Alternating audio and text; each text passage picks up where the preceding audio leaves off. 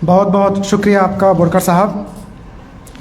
साथियों, आज बामसेप का 18वां राज्य अधिवेशन चल रहा है, जिसमें द्वितीय सत्र का प्रबोधन कार्यक्रम चल रहा है। प्रबोधन सत्र में एक विषय रखा गया है प्रबोधन के लिए, मूल निवासी बहुजनों की आज़ादी के लिए जन आंदोलन खड़ा करना और जन आंदोलन के लिए साधन संसाधन का निर्माण करना अति आवश्यक। साथियों, इस विषय में एक शब्द का इस्तेमाल किया गया है, आज़ादी के लिए जन आंदोलन खड़ा करना। हमको ये पढ़ने सुनने में आता है कि 15 अगस्त 1947 को हम लोग आज़ाद हो गए। फिर इसमें ऐसा शब्द क्यों डाला गया है कि आज़ादी के लिए? इसका मतलब यह है कि हम आज़ाद नहीं हुए, हम अभी गुलाम हैं। अब कुछ लोग सोच सकते हैं कि क्या, कैसे हम तो आज़ाद हो गए, कैसे गुलामी की बात कर रहे हैं?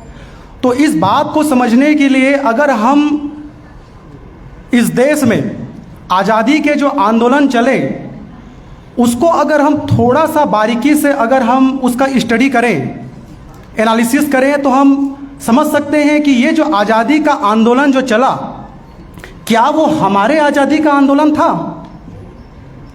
बाबा साहब अम्बेडकर के पास जब तिलक, गांधी जैसे ब्राह्मण बनिया लोग जब गए और उन्होंने कहा कि आप अंग्रेज़ों की गुलामी से आज़ादी के लिए हमारा साथ सहयोग दीजिए, तो बाबा साहब अम्बेडकर इन्होंने साफ साफ मना कर दिया। इसके पूर्व अगर हम देखते हैं तो यही बात ज्योतिबा फुले के साथ हुआ, उनके पास भी ब्राह्मण लोग गए। तो ये लोग जो है, जो ज्योतिबा फुले हैं, साहू जी महाराज हैं, बाबा साहब अम्बेडकर, इन तीन जो महापुरुष ने, इन्होंने उस आज़ादी के आंदोलन में अपना साथ सहयोग नहीं दिया, क्योंकि उन्हें ये चीज़ पता था कि ये जो आज़ादी का आंदोलन है ये केवल और केवल ब्राह्मणों की आज़ादी का आंदोलन है, इसमें हमारी आज़ादी का आंदोलन नहीं है।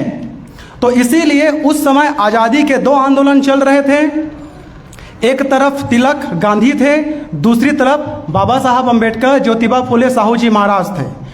तो हमारे जो मूल निवासी नायक थे वो ब्राह्मणों की गुलामी से आज़ादी के लिए लड़ाई लड़ रहे थे।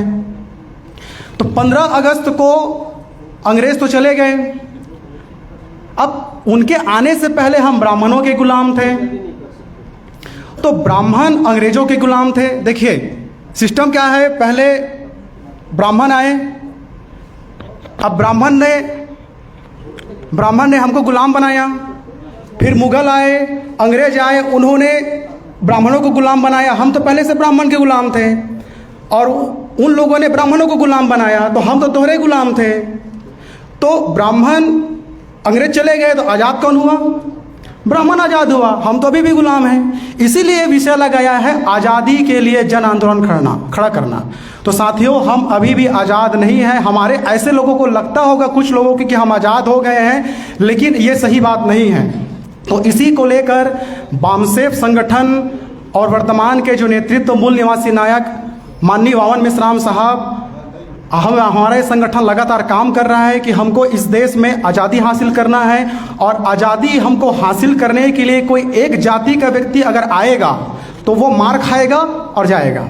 अगर मुस्लिम आएगा तो मार खाएगा, अगर सतनामी, चूँकि मैं कुर्रे हूँ, सतनामी समुदाय से हूँ, तो सतनामी आएगा तो भी मार खाएगा। कोई अगर महार आएगा तो मार खाएगा, अगर कोई एक जाति का व्यक्ति आएगा तो मार खाएगा, दो जाति के लोग आएंगे तो भी मार खाएंगे।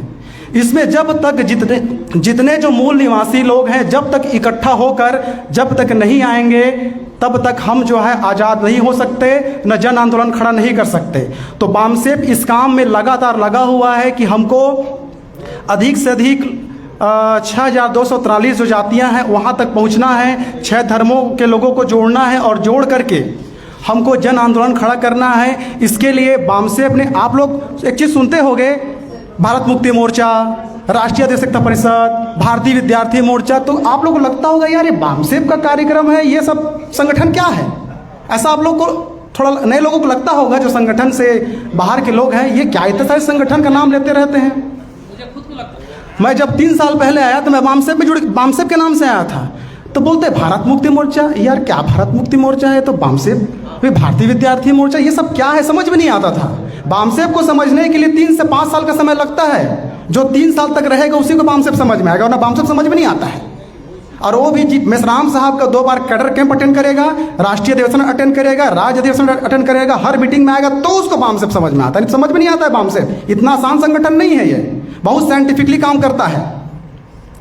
तो भारत मुक्ति मोर्चा नाम का विंग बनाया गया है, क्योंकि बामसेप कर्मचारियों का संगठन है, ये जन सड़क में नहीं उतर सकता, इसीलिए 2010 शायद 2010 में भारत मुक्ति मोर्चा बनाया गया। ये गैर जो कर्मचारी हैं उनका संगठन है। आंदोलन करना है तो बामसेप ने भारत मुक्ति मोर्चा बनाया, और भारत मुक्ति मोर्चा के अंदर अभी वर्तमान में 89 ऑफशूट विंग काम कर रहे हैं। ये सब बामसेप के ही पैदा है। बामसेप एक माँ है और ये सब उसके बच्चे हैं। उसमें विद्यार्थियों के लिए भारतीय विद्यार्थी मोर्चा है, युवाओं के लिए भारतीय युवा मोर्चा है, महिलाओं के लिए राष्ट्रीय मूल निवासी महिला संघ है और भारत मुक्ति मोर्चा महिला प्रकोष्ठ है। हमारे पास डॉक्टरों का अलग संगठन है, वकीलों का अलग संगठन है, पेंटर का अलग संगठन है, आदिवासी छात्र का अलग संगठन। ये सब बामसेप की शाखाएं हैं। क्योंकि हमको जन आंदोलन खड़ा करना है तो इन सारे समूहों को लेकर के उनको जागृत करके जोड़ करके ही हम जो कर सकते हैं। और इसका हमने एक प्रूफ दे दिया है। आरएसएस सबको डराते रहता है कि हम बहुत बड़े 30 मार खान हैं। उस 30 मार खान को वामन मेश्राम साहब ने ऐसी स्थिति पैदा कर दिया, हेडक्वार्टर में 6 अक्टूबर 2022 को नागपुर का हेडक्वार्टर में एक शाखा होता है, एक हेडक्वार्टर होता है। मैं शाखा की बात नहीं कर रहा हूँ, हेडक्वार्टर में 3.5 लाख 4 लाख लोगों का मोर्चा लेकर के गए। इतना घबराए हुए थे कि वो लोग अपना मुख्यालय को ताला बंद करके भाग गए। ये हमारी ताकत है बामसेप की, ये बामसेप ने पैदा किया, ये टेस्ट है हमारा। और 2030 तक साथियों एक ऐसी स्थिति पैदा हो जाएगी वामन मेश्राम साहब के नेतृत्व में कि हम जो है बहुत ही जल्द इन ब्राह्मणों की गुलामी से हम आज़ादी हासिल कर लेंगे। तो मैं आप सबसे अपील करता हूँ, चूँकि मैं विशेष करके सतनामी समुदाय से आता हूं, तो यहाँ पे जो भी सतनामी बंधु लोग हैं उनसे विशेष अपील करता हूं कि आप बामसेप के साथ जुड़िए। आप युवा हैं, बेरोजगार हैं, छात्राएं हैं, महिलाएं हैं, कर्मचारी हैं, जो भी हैं, अगर आप किसी जाति उस संगठन में काम करिए, हमको कोई आपत्ति नहीं है। लेकिन बामसेप के साथ अंतिम उद्देश्य के लिए, व्यवस्था परिवर्तन के लिए, आपको बामसेप के साथ सहयोग के लिए मैं आप सबसे अपील करता हूं। आपने मेरी बात ध्यान से सुनी, इसके लिए धन्यवाद। जोहार, जय मूल निवासी।